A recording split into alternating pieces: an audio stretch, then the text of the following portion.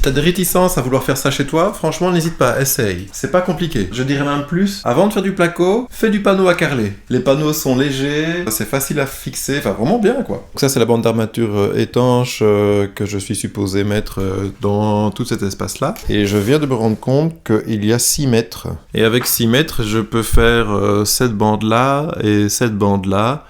Et c'est tout. Alors j'avais acheté 2 boîtes, j'ai 12 mètres en fait. Donc je pourrais encore faire le coin et la petite bande juste à côté. Donc cette bande-là et tout le tour de la niche, j'ai pas... j'ai pas.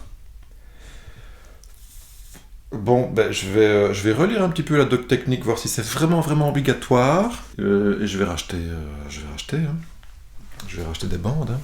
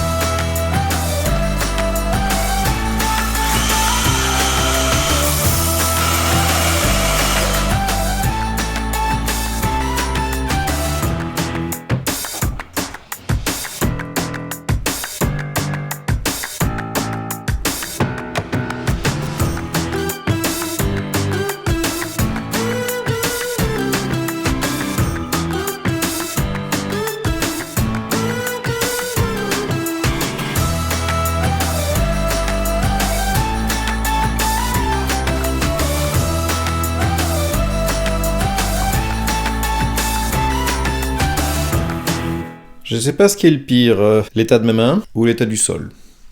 Regarde, j'ai posé le receveur, j'ai bien réservé quand j'ai coulé la chape, donc c'est pile poil. J'ai aussi fait un énorme trou, je te montrerai après, pour passer donc le siphon. Ça n'a pas été sans mal. Et puis, j'ai commencé à poser toutes les bandes à placo. J'attends que ça sèche. Oh, j'en ai même sur le front, on dit.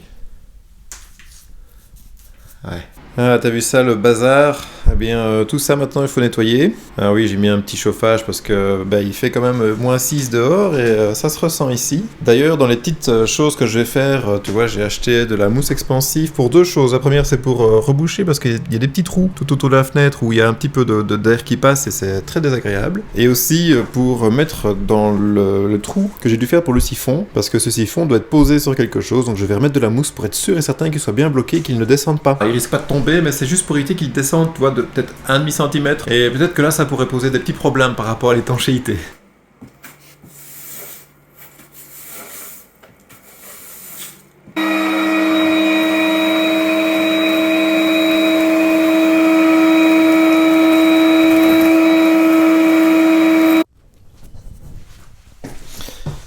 Regarde-moi ça, le beau trou que j'ai dû faire pour traverser donc mes 10 cm d'isolant, plus ma dalle, plus la dalle qu'il y avait avant. Enfin bref, c'est un petit trou d'environ 50 cm et qui va directement dans la cave. Je viens de coller un morceau de PVC en 50 sur mon siphon et ce siphon vient juste simplement s'emboîter ici. Alors j'ai collé le panneau à carreler avec de la colle PU et puis tout autour il y avait un petit jour et donc là j'ai mis de la mousse expansive. C'est pas les mêmes produits hein. Et donc là il tient bien, il se décollera plus. Et alors dans la cave en dessous j'ai aussi bourré de mousse expansive, ça bougera plus. Donc maintenant je vais décrotter tout ça et alors je vais faire quelque chose qui n'était pas prévu au programme, qui va me prendre 24 heures de plus mais qui je pense est nécessaire. Cette chape ça fait plus de 6 mois que je l'ai faite, il y a eu beaucoup de dégâts durant les travaux. La chape elle a quand même vachement morflé et puis à force de marcher dessus elle a fini un petit peu par s'user à certains endroits, ce qui fait qu'elle est un petit peu vallonnée. Donc je vais couler une petite égaline pour rattraper et avoir un niveau plat. C'est quand même vachement, enfin je sais pas si tu le vois mais c'est quand même vachement vallonné. Il y a beaucoup de petits trous tu vois et des petites bosses. Et donc dans son ensemble là tu vois ici par exemple on voit bien. Tu vois c'est relativement accidenté aussi, tu vois il y a souvent des... Et donc c'est un peu vallonné. Alors on ne dirait pas comme ça, mais j'ai tout nettoyé. J'ai tout brossé et puis après j'ai tout aspiré.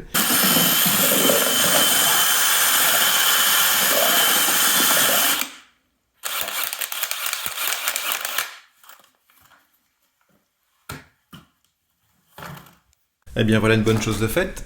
Regarde, c'est en train de sécher. Tout doucement. Alors évidemment, mon coffrage a cédé, tu vois, donc ça va être en train de dégueuler un peu partout dans l'escalier. C'est pas encore trop grave si cette zone-ci est pas parfaitement de niveau parce que de toute manière, enfin bon bref, je me débrouillerai. Le plus important c'était que ce soit bien plat là-bas pour que je puisse maroufler tranquillement ma natte d'étanchéité. Tu t'imagines bien que j'aurais jamais pu maroufler sur un sol avec plein de petites billes de polystyrène qui se décollent en fait quand tu frottes. Vu comme c'était vraiment vallonné, ça aurait été impossible à maroufler. Là maintenant je vais avoir une surface plane et je pense que le marouflage va être beaucoup plus facile. Et après, pour coller le carrelage, ça va être encore plus facile. Bon, j'espère quand même que je pourrai récupérer l'escalier, hein, parce que je comptais le récupérer, moi. Ça commence à avoir une autre tête, hein. Et en plus, le son est différent maintenant dans cette pièce. Donc là maintenant, donc j'ai un sol maintenant qui est plat.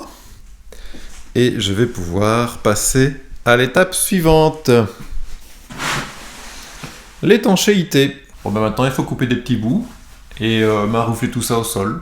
Il n'y a qu'à, hein. Et une fois que ça c'est fait, et que c'est sec, dans 24 heures, je pourrai poser le carrelage au sol. Et ça va changer ma vie parce que tu vois, toutes ces petites... voilà, tous ces petits machins là. Maintenant c'est fini pour ces petites billes, je vais pouvoir enfin passer l'aspirateur définitivement et ne plus en avoir qui traînent partout. Et ça fait du bien aussi.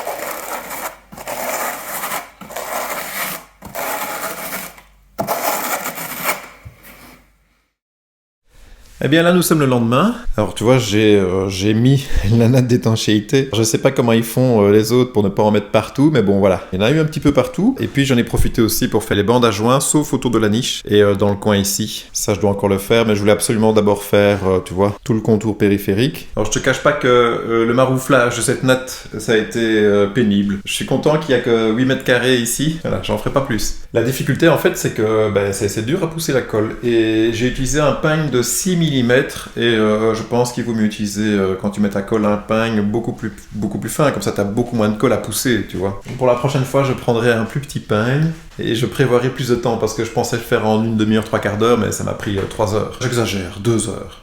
Je vais chercher la mosaïque pour mettre là, ici, donc sur le receveur. Alors la mosaïque, c'est un peu épique pour l'avoir en moins de 12 semaines, donc je vais prendre ce que j'ai trouvé. Donc je vais prendre une mosaïque qui va me coûter très très cher et qui n'est pas mon premier choix, mais qui va pas trop mal, donc voilà. Donc l'idée c'est d'avoir de la mosaïque sur le receveur, hein, puisqu'il est incliné pour faire une belle pente, et également sur cette zone-là pour donner l'illusion que la douche fait toute la largeur de la pièce. Maintenant je dois te dire qu'au prix du mètre carré pour la mosaïque, franchement, économiser un petit peu moins d'1 mètre carré, ça ferait pas de mal au portefeuille, mais je me dis que ce sera peut-être plus joli. Donc on verra bien, voilà. Mais je pense que c'est bien de délimiter les zones, hein. Zone douche et puis zone pas douche. Le plafond il avance, hein, entre chaque couche de marouflage et des galines, je mets toujours une petite couche en plus au plafond. Là j'ai fait ma passe de finition, ça m'a l'air pas trop mal. Je vais encore faire un petit ponçage et je vais peut-être même déjà mettre la couche d'impression, tant que je n'ai pas encore carrelé justement le sol. Ainsi je peux salir la natte d'étanchéité, c'est pas grave. Maintenant c'est vraiment la couche de finition. Il en aura fallu du temps pour y arriver, hein.